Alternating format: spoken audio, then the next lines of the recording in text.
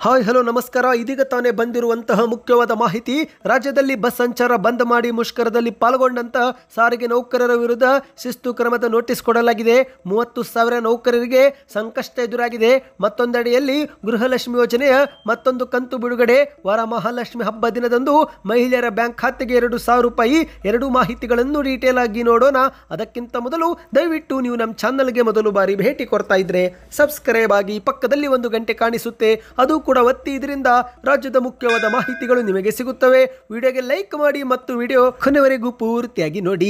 ಹೌದು ಸ್ನೇಹಿತರೆ, ಆಗಸ್ಟ್ 5ರಂದು ಮಂಗಳವಾರ ರಾಜ್ಯಾದ್ಯಂತ ಬಸ್ ಸಂಚಾರ ಬಂದ್ ಮಾಡಲಾಗಿತ್ತು. ಬೆಳಗ್ಗೆ 6 ಗಂಟೆಯಿಂದಲೇ ಬಸ್ ಸಂಚಾರ ಬಂದ್ ಮಾಡಿದ್ದರಿಂದ ಶಾಲಾ ಕಾಲೇಜು ವಿದ್ಯಾರ್ಥಿ ಸೇರಿದಂತೆ ಸಾರ್ವಜನಿಕರು ಕೂಡ ತೊಂದರೆ ಎದುರಿಸುವಂತೆ ಆಗಿತ್ತು. ಆದ್ರೆ ಇದೀಗ ಮುಷ್ಕರದಲ್ಲಿ ಪಾಲ್ಗೊಂಡಂತ ಸಾರಿಗೆ ನೌಕರರಿಗೆ ಇದೀಗ ಶಿಸ್ತು ಕ್ರಮದ ನೋಟಿಸ್ ಕೊಡಲಾಗಿದೆ.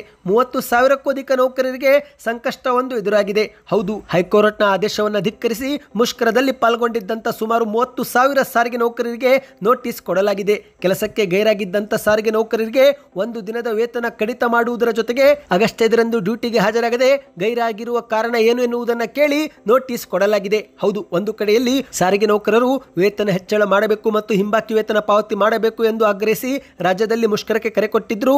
ಆದರೆ ಈ ಒಂದು ಮುಷ್ಕರದ 1 ದಿನ ಮೊದಲೇ ಹೈಕೋರ್ಟ್ ಈ ಒಂದು ಮುಷ್ಕರವನ್ನ ಮುಂದೂಡುವಂತೆ ಸೂಚನೆಯೂ ಕೂಡ ಕೊಟ್ಟಿತ್ತು. ಆದರೆ ಹೈಕೋರ್ಟ್ನ ಆದೇಶವನ್ನು ನಿರ್ಲಕ್ಷಿಸಿ ಜಂಟಿ ಕ್ರಿಯಾ ಸಮಿತಿಯು ರಾಜ್ಯಾದ್ಯಂತ ಬಸ್ ಸಂಚಾರದಲ್ಲಿ ಬಂದ್ ಅನ್ನು ಮಾಡಿತ್ತು. 1,14,000 ನೌಕರರ ಪೈಕಿ 30,000ಕ್ಕೂ ಹೆಚ್ಚಿನ ನೌಕರರು ಮುಷ್ಕರದಲ್ಲಿ ಪಾಲ್ಗೊಂಡು ಕರ್ತವ್ಯಕ್ಕೆ ಗೈರಾಗಿ ಮುಷ್ಕರಕ್ಕೆ ಬೆಂಬಲ ನೀಡಿದ್ರು. ಆದರೆ ಇದೀಗ ಗೈರಾಗಿದ್ದಂತೆ ಎಲ್ಲ ನೌಕರರಿಗೆ ನೋಟಿಸ್ ಕೊಡಲಾಗಿದೆ. ಕರ್ತವ್ಯಕ್ಕೆ ಹಾಜರಾಗದಿರಲು ಕಾರಣ ಏನು ಎನ್ನುವುದನ್ನು ತಿಳಿಸುವಂತೆ ಸೂಚನೆ ಕೊಡಲಾಗಿದೆ. ಇದೊಂದು ಶಾಕಿಂಗ್ ಮಾಹಿತಿ ಆಗಿತ್ತು. ಅಂದ ಹಾಗೆ ಸ್ನೇಹಿತರೆ, ಮುಷ್ಕರ ಇನ್ನೂ ಕೂಡ ನಿಂತಿಲ್ಲ. ಹೈಕೋರ್ಟ್ನ ಸೂಚನೆ ಮೇರೆಗೆ ಸದ್ಯಕ್ಕೆ ಮುಷ್ಕರಕ್ಕೆ ಬ್ರೇಕ್ ಹಾಕಲಾಗಿದೆ. ಆದರೆ ಶೀಘ್ರವೇ ಮತ್ತೊಮ್ಮೆ ರಾಜ್ಯದಲ್ಲಿ ಬಸ್ ಸಂಚಾರ ಬಂದ್ ಆಗುವ ಸಾಧ್ಯತೆ ಇದೆ. ಏಕೆಂದರೆ ಇದುವರೆಗೆ ಮುಖ್ಯಮಂತ್ರಿಯವರೊಂದಿಗೆ ನಡೆದಂತ ಸಭೆ ಸಫಲಗೊಂಡಿಲ್ಲ. ಎಲ್ಲ ಸಭೆಗಳು ವಿಫಲವಾಗಿವೆ. ಇದುವರೆಗೆ ಮುಖ್ಯಮಂತ್ರಿಯವರು 38 ತಿಂಗಳ ಬಾಕಿ ವೇತನ ಪಾವತಿ ಮಾಡುವ ಕುರಿತಂತೆ ಭರವಸೆ ಮಾತುಗಳನ್ನಾಡಿಲ್ಲ. 14 ತಿಂಗಳ ವೇತನ ಮಾತ್ರ ಕೊಡುವುದಾಗಿ ಮುಖ್ಯಮಂತ್ರಿಯವರು ಹೇಳಿದ್ದಾರೆ. ಇನ್ನಿದೀಗ 2ನೇ ಮುಖ್ಯವಾದ ಮಾಹಿತಿಯತ್ತ ಹೋಗೋಣ ಸ್ನೇಹಿತರೆ. ನೀವು ಕೂಡ ಗೃಹಲಕ್ಷ್ಮಿ ಯೋಜನೆಯ ಫಲಾನುಭವಿಗಳಾಗಿದ್ದರೆ ಕಮೆಂಟ್ನಲ್ಲಿ ಗುಡ್ ನ್ಯೂಸ್ ಎಂದು ಕಮೆಂಟ್ ಮಾಡಿ.